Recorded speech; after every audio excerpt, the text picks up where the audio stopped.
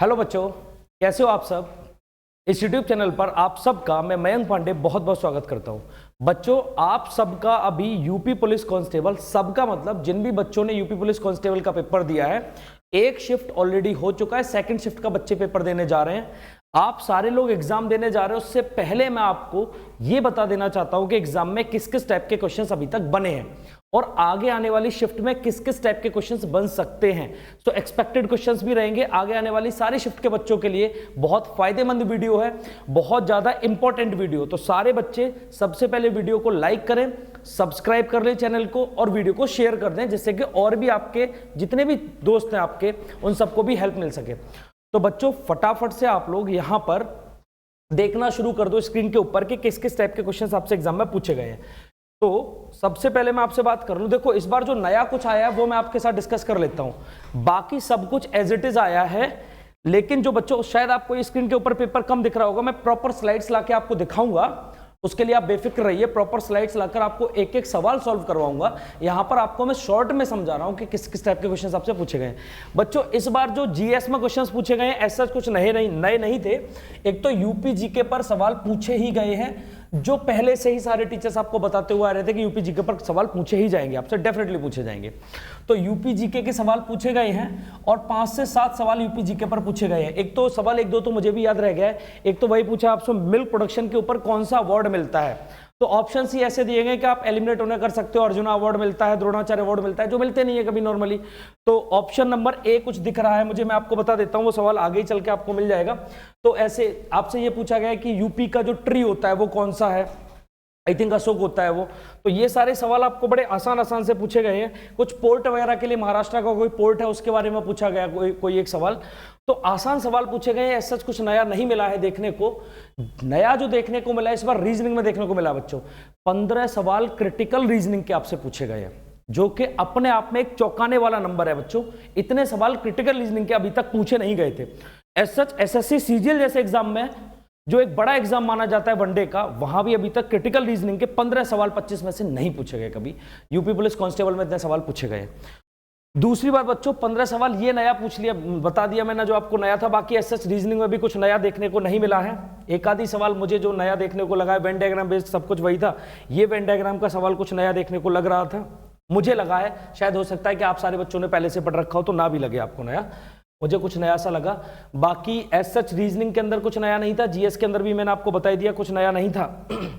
अब मैं आपसे बात कर लेता हूं क्वांट्स की बच्चों, मैथ्स की, कि मैथ्स के अंदर क्या क्या सवाल पूछे गए हैं आपसे। रीजनिंग के अंदर भी पेपर वही, सॉरी हिंदी के अंदर भी पेपर वही आया है जो आप लोग अब तक पढ़ रहे थे, समास अलंकार वगैरह नॉल, जो भी आप चीजें पढ़ते थे। और जो देखो सिंप्लीफिकेशन का एक सवाल पूछा गया, सरलीकरण जिसे आप बोलते हो, और शायद इसके 2 सवाल पूछे गए हैं, कहीं एक आगे चल के और मिलेगा। मैंने जैसा कि पेपर में एक बार गो थ्रू किया था तब देखा था। दूसरा सवाल आपसे ये, हाँ सिंप्लीफिकेशन का अगला ही सवाल है, यही वाला है। दूसरा आपसे ये एचसीएफ एलसीएम से सवाल पूछा, जहां पर दोनों रेशो का नंबर, दोनों नंबर का रेशियो दे रखा है और एचसीएफ बता रखा है। आपसे एलसीएम पूछा होगा आई थिंक, या बड़ी संख्या पूछ ली आपसे उन्होंने। यहां पर आपको रेशियो का एक सवाल पूछा है, जहां पर सैलरीज का रेशियो दिया है आपको और बताया कि कितनी सैलरी इंक्रीज होने के बाद, मतलब ऐसे दिया है कि 2:3 के रेशियो में एक सैलरी है और किसी दूसरे पर्सन की एक सैलरी 2000 रुपए से इंक्रीज कर गई है, उसके बाद आपसे 40:57 का रेशियो बन रखा है। बच्चों ये सवाल पूछा है जहां पर इसकी सैलरी को आपको कांस्टेंट करना ही पड़ेगा। आप जानते हो ये सारे सवाल आपने पहले कर रखे हैं कि एक सैलरी को कांस्टेंट करना पड़ेगा, दूसरे में जो इंक्रीमेंट आएगा उसे हम लोग फिर बाद में देख लेंगे। तो रेशियो का ये सवाल पूछा है, ऐसा कुछ नया नहीं था। एजेस से एक ये सवाल पूछा गया आपका, तो एजेस मतलब आयु वाला सवाल था ये, और ऐसा आसान ही सवाल है, ठीक है। 119 को 17 से विभाजित करने पर शेषफल क्या आएगा, भाई ये पेपर का लेवल रहा है। चक्रवृद्धि ब्याज कंपाउंड इंटरेस्ट का सवाल पूछा है, 3 वर्ष के बाद इतना हो जाता है, 6 वर्ष के बाद इतना हो जाता है, और फिर आपको पूछ लिया है तो 3 साल का गैप आएगा क्यूब रूट करके प्रिंसिपल अमाउंट के बीच में जो आप रेशियो निकालते थे, याद करो प्रिंसिपल अमाउंट का रेशियो, वहां से आप निकाल दोगे।